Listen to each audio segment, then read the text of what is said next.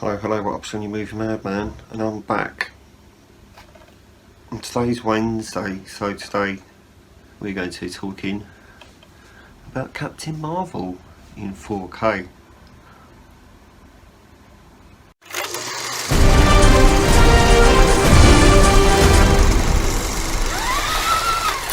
So,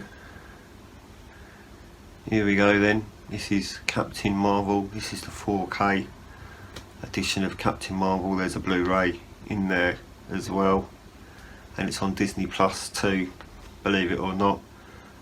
We'll take the slip cover off. It's a nice slip cover, I'll tell you that. It's got a back cover as well, and there's a spine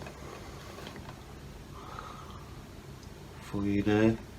We'll take the slip cover off though. The back cover is the same basically, except it's got film information in there as well. We'll have a look at on the inside.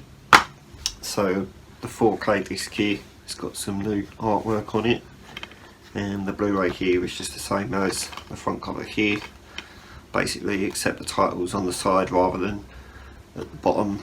So there you go.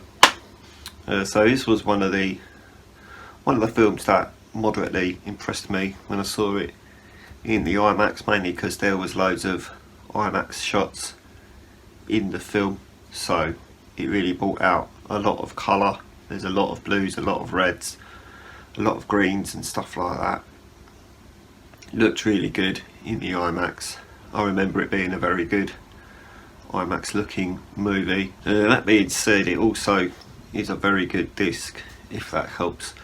When you watch the 4K disc, it's still framed for the whole movie, because for some reason Marvel have never incorporated the IMAX shots into their Blu-rays. I don't know why they don't do that. It would look really good if they did do that, because then you wouldn't have to worry about watching the IMAX stuff on Disney Plus.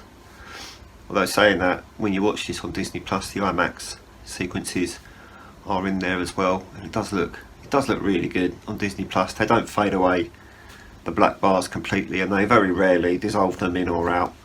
But it still looks good on Disney Plus. So it's exciting for you, isn't it? So Captain Marvel is pretty good.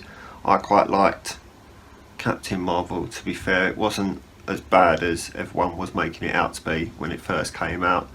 They did kind of copy Guardians a little bit when it came to the soundtrack, so instead of the film being filled with loads of 80s music, they decided to fill it with loads of 90s music. And there was a lot of stuff in the film that was just like, oh, we're in the 90s, oh look, there's something from the 90s, oh look, there's someone else from the 90s.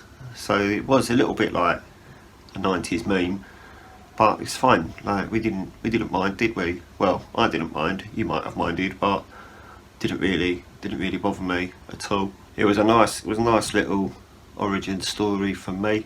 Nice little non-linear timeline as well, which I quite liked. You didn't actually find out how she gets her powers and stuff like that till right towards the end of the film.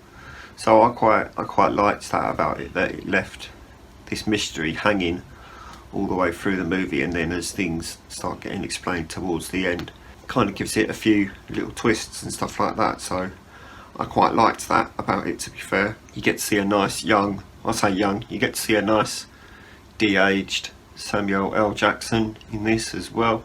You also get the origin story as to how Nick Fury lost his eye, which I'm pretty sure had been a question on quite a few people's minds up until this movie. And then when you see how he actually did lose his eye, you're just like, oh, that was a little bit stupid. You didn't really have to do it like that. It could have been a bit more cool, a bit more epic, you know, like how Thor loses his eye in Thor Ragnarok. You know, they could have done it in a better way, but they went with a stupid joke instead. But that was fine. I didn't mind. I mean, I did mind. It was a little bit like I just said, you could have done that a little bit better. Pretty sure the Skrulls are introduced in this film, and they play a part in the MCU as it goes along. So there's another little origin for you there. I yeah, like I said, I was quite impressed with this film. I didn't think it was that bad. If you compare the 4K disc to the Blu-ray in here, obviously the 4K disc looks better. It looks a lot brighter as well. It's one of the older editions, so the 4K disc looks a lot brighter, a lot more colour in the 4K disc. The Blu-ray still looks good. Don't get me wrong, the Blu-ray still looks really good, so I'll give you that. If you have got it on Blu-ray, it still looks good on Blu-ray, but if you think, is it worth getting in 4K? Will the picture look that much better than the Blu-ray? I would have gone with a yes for this one. So there's that for you as well. Yes. So yeah, all in all, not a negative one for you today, which was surprising. Actually, I could have had a lot of negative things to say about this film, but I was a little bit negative in one of my last videos, so went with a bit more of a positive one for today. Alright, I hope that's okay. So that's all from me for today. I'll be back tomorrow, hopefully.